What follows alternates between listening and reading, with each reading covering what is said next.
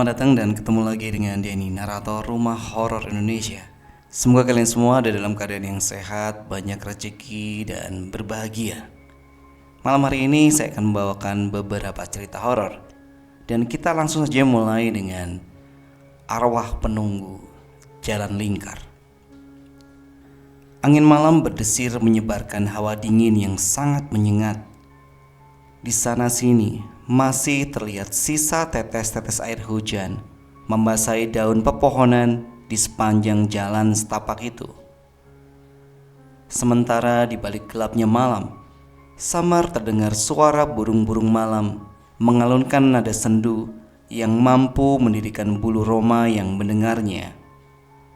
Sesosok tubuh hitam tampak berjalan tertati-tati. Ia mencoba menembus gelapnya malam. Tangan kirinya tampak menjinjing sebuah bungkusan kecil, sedangkan tangan kanannya memegang sebuah senter kecil yang sudah redup. Ia terus berjalan tanpa menghiraukan dinginnya malam. Nyanyian burung malam terdengar makin memilukan, menambah seramnya suasana malam itu. Sosok tubuh hitam itu ternyata Sarwono yang sedang dalam perjalanan pulang setelah selesai memberikan pengajian di sebuah desa di luar kota. Karena pada musim hujan, jalan yang dilalui selalu becek dan licin, terpaksa sepeda motornya dititipkan pada seorang kenalannya di pinggiran kota. Sedangkan dia cukup berjalan kaki menuju desa yang menjadi tujuannya. Tak terasa perjalanannya telah 2/3 terlampaui.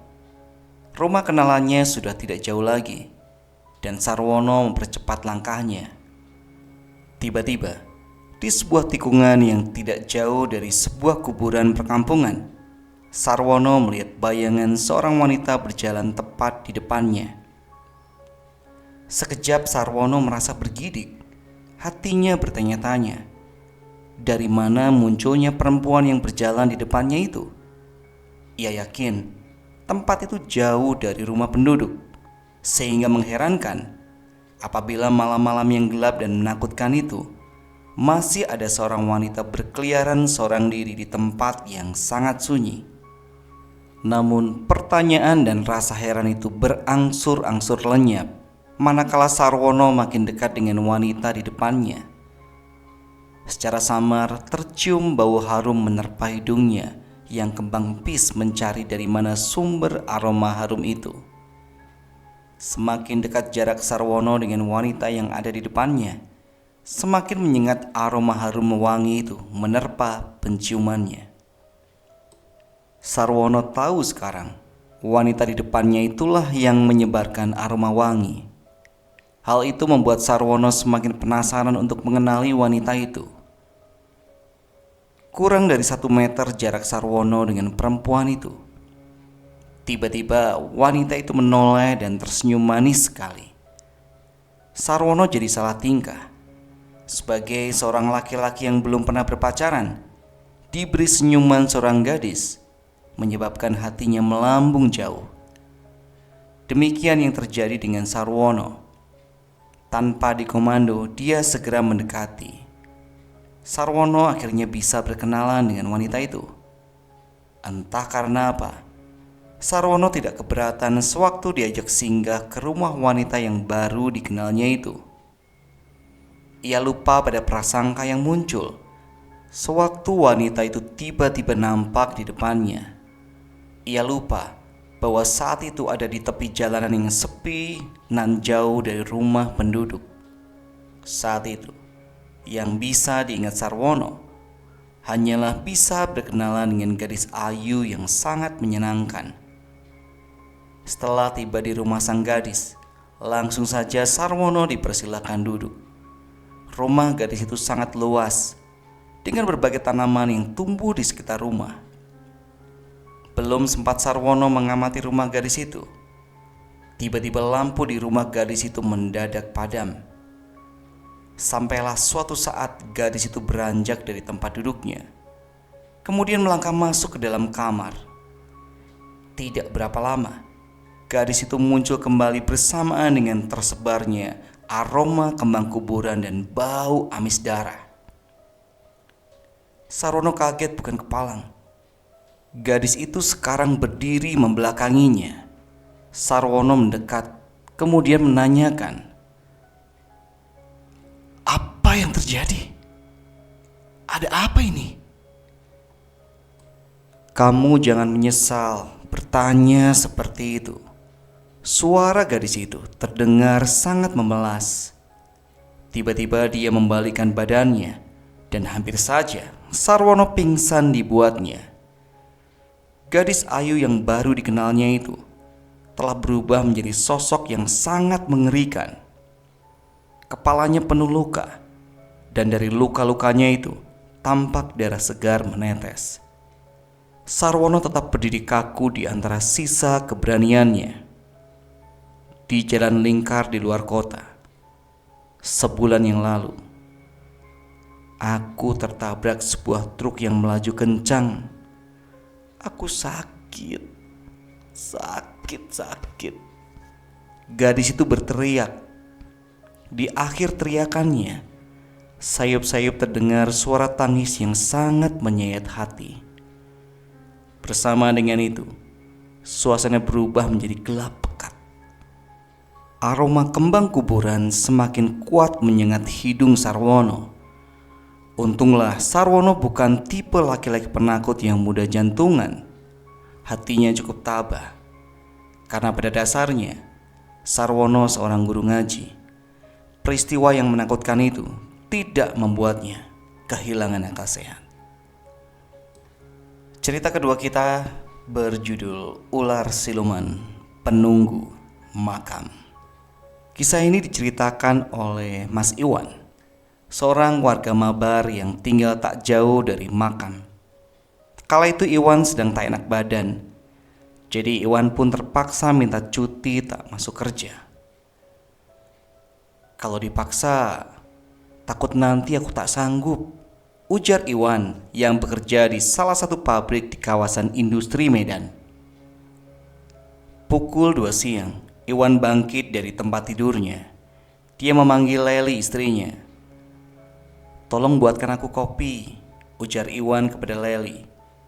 Karena tak ada air panas, Leli beranjak ke dapur untuk memasak air. Setelah air untuk dimasak tersedia, Leli pun menuju kompor. Namun alangkah terkejutnya Leli saat ingin meletakkan baskom isi air ke kompor. Tepat di atas kompor telah melingkar seekor ular yang berukuran tak begitu besar, kira-kira sebesar pergelangan telapak tangan bayi. Karena terkejut, Leli menjerit dan berlari ke suaminya. "Ada ular, Bang, di atas kompor," jerit Leli kepada Iwan. Mendengar jeritan Leli, Iwan mengambil sapu ijuk dan dengan perlahan mengangkat ular tersebut. Entah mengapa, ular itu tak bisa terangkat. Karena kesal, Iwan menghantamkan sapu ijuk ke badan ular itu. Mungkin karena Iwan terlalu keras memukulnya, ular itu bangkit dan menyerangnya. Saat ular tersebut menyerang, Iwan dengan sigap mengayunkan sapunya, dan terjadilah keanehan di luar akal manusia. Ular tersebut menempel di asbes rumahnya. Iwan pun seakan tak percaya. Dengan segera Iwan berlari ke rumah Tok Onde, salah satu warga tetangga Iwan yang telah lama menetap di kawasan itu. Iwan pun mengajak Tok Onde ke rumahnya. Sementara di dalam rumah Iwan, adiknya yang bernama Budi sedang berusaha menjolok ular yang ada di asbes, dan usahanya berhasil. Ular tersebut jatuh ke lantai. Tak lama kemudian tibalah Iwan bersama Tok Onde. "Jangan ada yang menyentuh ular itu," ucap Tok Onde dengan mulut yang bergerak-gerak. Tok Onde menengadahkan tangannya. Secara tiba-tiba, ular tersebut kembali menggulungkan badannya, namun masih berada di dalam ruang dapur Iwan. Lalu Tok Onde menyuruh Iwan untuk mengambil beras kuning, garam, dan kembang 7 rupa. Setelah apa yang diminta Tok Onde tersedia, dengan membaca doa-doa, Tok Onde menjeramkan ke arah ular tersebut. Tak berapa lama, ular tersebut berjalan perlahan menuju liang yang ada di samping makam. Menurut Tok Onde, ular tersebut adalah penghuni makam keramat itu, dan itu adalah ular siluman yang juga bisa berubah-ubah bentuknya.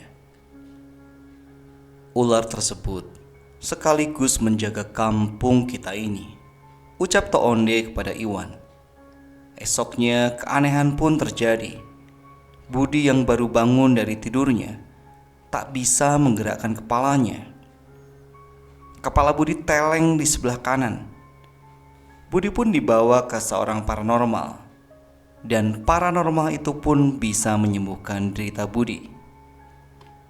Dengan terawangan yang dilakukan oleh paranormal tersebut, diketahui bahwa Budi terkena penyakit akibat kesalahan yang dilakukannya, yaitu dengan sembarangan memukul ular siluman. Itulah kisah mistis yang ada di makam yang terletak di kilometer 92 Mabar.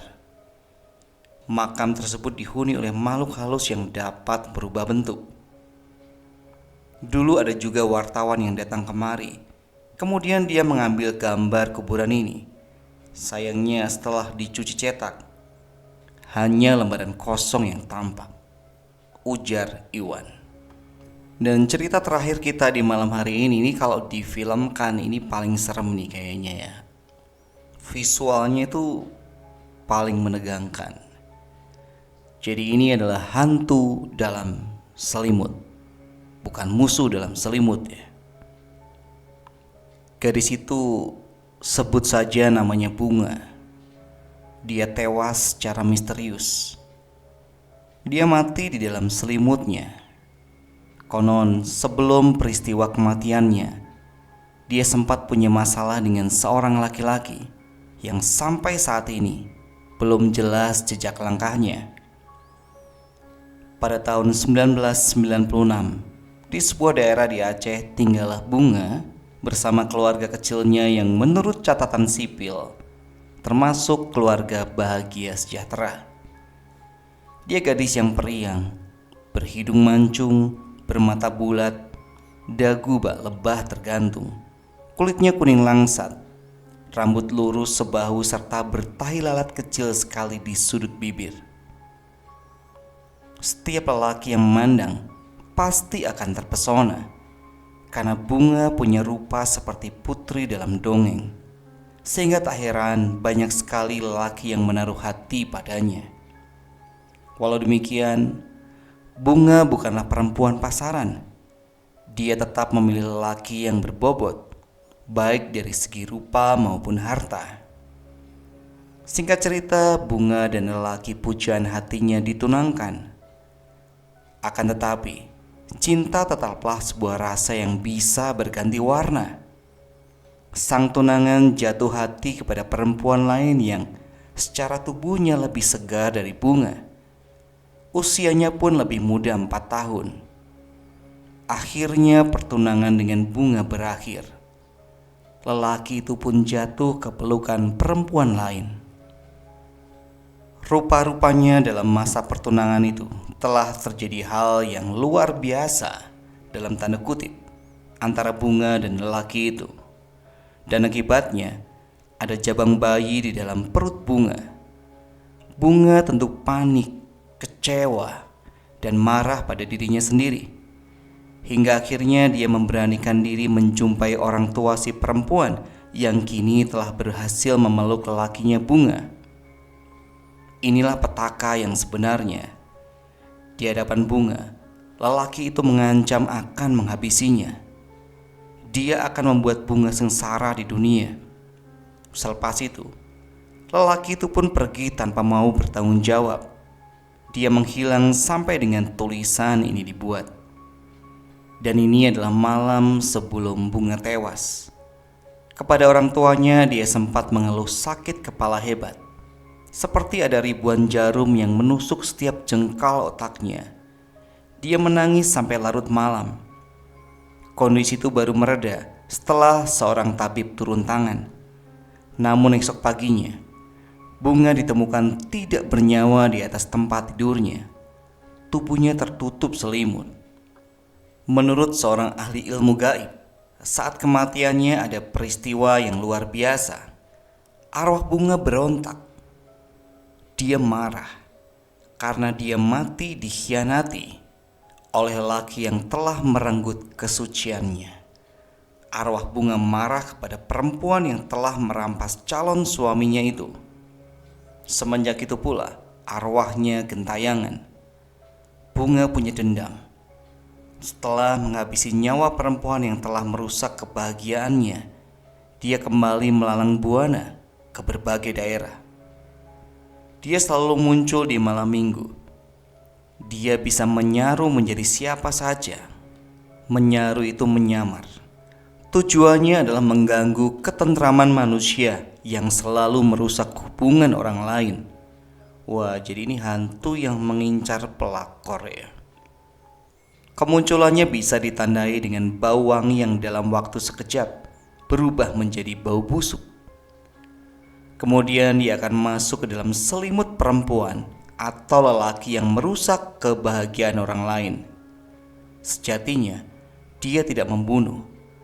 Akan tetapi, wajahnya yang rusak dengan mengerikan konon akan membuat seseorang mati karena ketakutan yang berlebihan.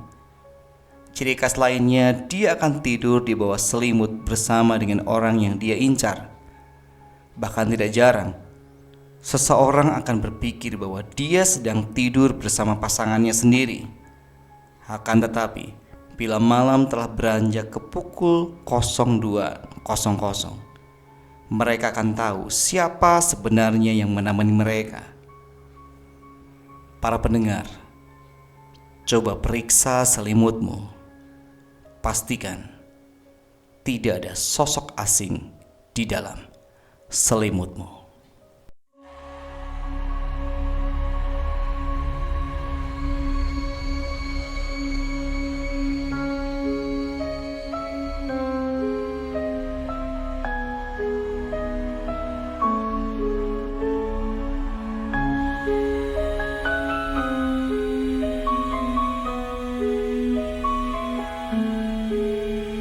Ada bisik di tengah malam,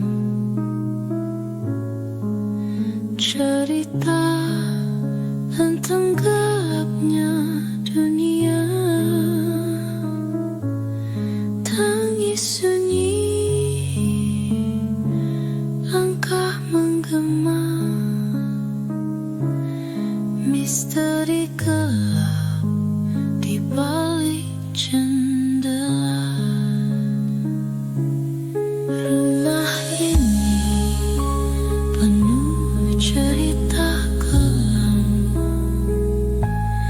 temani malam penuh rahasia. Dengar kisah